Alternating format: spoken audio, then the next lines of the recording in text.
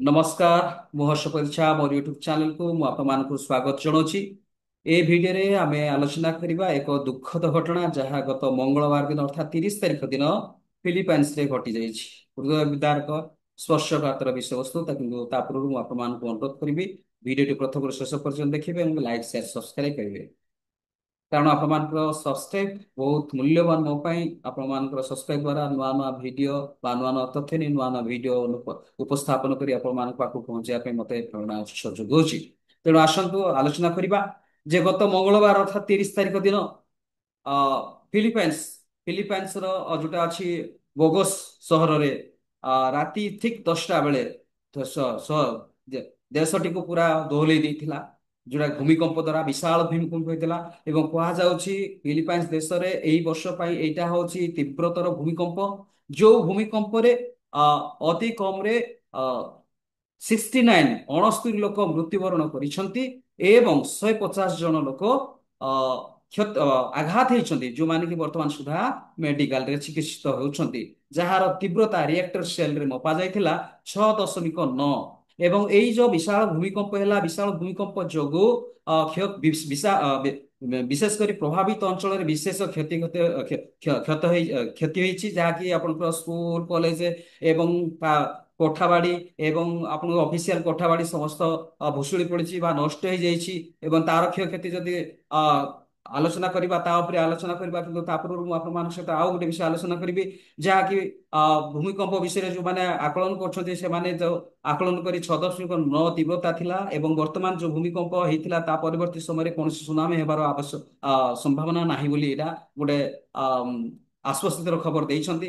ଏବଂ ଫିଲିପାଇନ୍ସରେ ଆମର ଯୋଉ ଭାରତୀୟ ଦୂତାବାସ ତରଫରୁ ଯୋଉମାନେ ଅଛନ୍ତି, ଭାରତୀୟ ଦୂତାବାସ ତରଫରୁ ଶୋକ ସମ୍ବାଦ ଦେଇଛନ୍ତି। ଯୋଉମାନେ ବି ମୃତ୍ୟୁବରଣ କରିଛନ୍ତି 69 ଲୋକ, 69 ଲୋକ ମୃତାହତ ହେଇଛନ୍ତି ଏବଂ 150 ରୁ ଅଧିକ ଲୋକ ଆପଣଙ୍କର ଆଘାତ ହେଇଛନ୍ତି। ସେମାନଙ୍କ ପ୍ରତି ସମବେଦନା ଜଣାଇଛନ୍ତି ଏବଂ ଫିଲିପାଇନ୍ସର ସମସ୍ତ ଯୋଉମାନେ ପ୍ରଭାବିତ ଅଞ୍ଚଳକୁ ବୋଗସକୁ ସେମାନେ ସମବେଦନା ଜଣାଇଛନ୍ତି ଭାରତୀୟ ଦୂତାବାସ ତରଫରୁ। ତେବେ ବର୍ତ୍ତମାନ ପରିପ୍ରେକ୍ଷୀରେ ଯଦି ଆମେ ଚାହିଁବା ବା ଦେଖିବା ତ ଗ୍ରାହକର ସୁରକ୍ଷା ସୁବିଧା ପାଇଁ ସେମାନଙ୍କର କୌଣସି ଦୋକାନ ବାଡି ନାହିଁ। ବର୍ତ୍ତମାନ ଦୋକାନ ବାଡି ବି ଭାଙ୍ଗି ଯାଇଛି ଏବଂ ଯୋଉ ଜିନିଷପାତି କିଣିବା କଥା ସେ ଜିନିଷପାତି ଯୋଉଠୁ ପାଇବା କଥା ସେଇଟା ମଧ୍ୟ ଭାଙ୍ଗି ଯାଇଛି। ତେଣୁ ସରକାରଙ୍କ ତରଫରୁ ବର୍ତ୍ତମାନ ଜରୁରୀକାଳୀନ ଭାବରେ ଗ୍ରାହକ ସୁରକ୍ଷା ଏବଂ ପରିବହନ ସୁରକ୍ଷା ପାଇଁ ସେମାନେ ଗଭୀର ଚିନ୍ତା କରି ବିଭିନ୍ନ ଆକାରରେ ସେମାନଙ୍କ ପାଖକୁ ଜିନିଷ ପହଞ୍ଚାଇବା ପାଇଁ ବ୍ୟବସ୍ଥା କରାଯାଉଛି ଏବଂ ରିଲିଫ କାର୍ଯ୍ୟକ୍ରମ ମଧ୍ୟ ତ୍ୱରାନ୍ୱିତ କରାଯାଉଛି ସର୍ବାଧିକ କ୍ଷତିଗ୍ରସ୍ତ ଅଞ୍ଚଳରେ।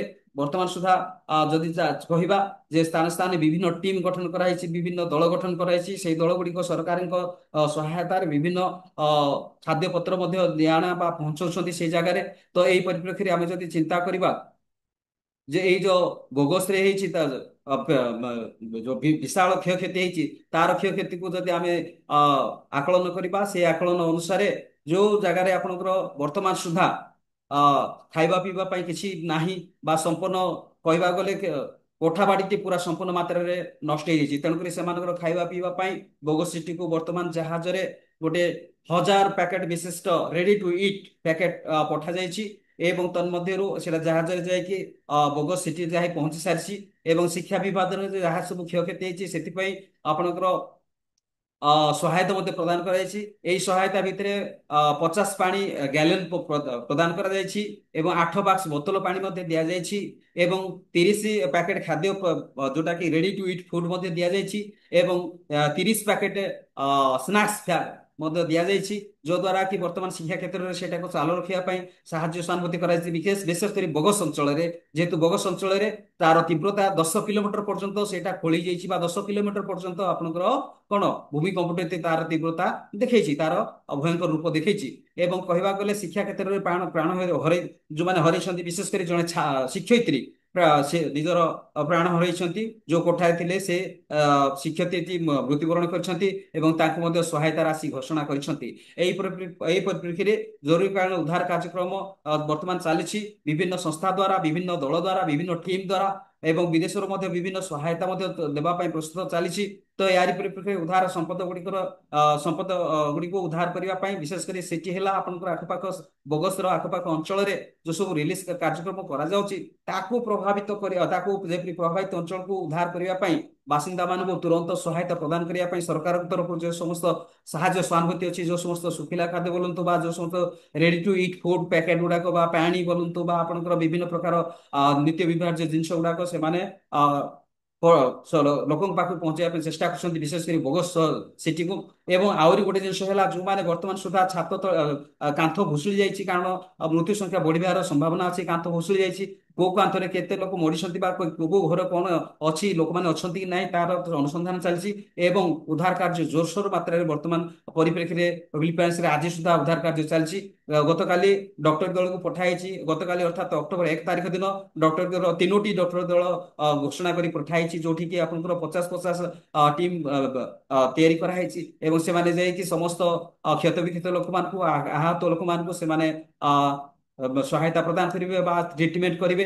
ଏହାରି ପରିପ୍ରେକ୍ଷୀରେ ବର୍ତ୍ତମାନ ଫିଲିପାଇନ୍ସରେ ଯୋଉ ସବୁ ଅ, ହୃଦୟ ବିଦାରକ ସ୍ପର୍ଶକାତର ବିଷୟ ଘଟି ଯାଇଛି, ଯାହାକି କ୍ଷଣକେ ଯୋଉମାନେ ଥିଲେ ଶୋଇଥିଲେ ବା ଅଛନ୍ତି ବା ଶୋଇବାକୁ ଯାଉଥିଲେ ବା ଖାଦ୍ୟ ଖାଇବାକୁ ଯାଉଥିଲେ, ଠିକ 10ଟା ବେଳେ ସେପ୍ଟେମ୍ବର 30 ତାରିଖ ଦିନ ଯୋଉ ରିଆକ୍ଟର ସେଲରେ ଆପଣଙ୍କର ଅ,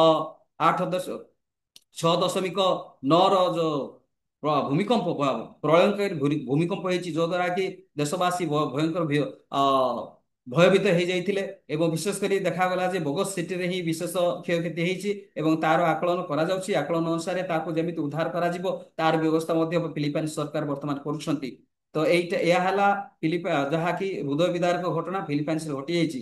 ଭିଡିଓଟି ପ୍ରଥମରୁ ଶେଷ ପର୍ଯ୍ୟନ୍ତ ଦେଖିଥିବା ହେତୁ ମୁଁ ଆପଣମାନଙ୍କୁ ଧନ୍ୟବାଦ ଦଉଛି ଏବଂ ଲାଇକ୍ ସେୟାର ସବସ୍କ୍ରାଇବ କରିବେ ବୋଲି ମୁଁ ଅନୁରୋଧ କରୁଛି। Thank you so much. ନମସ୍କାର।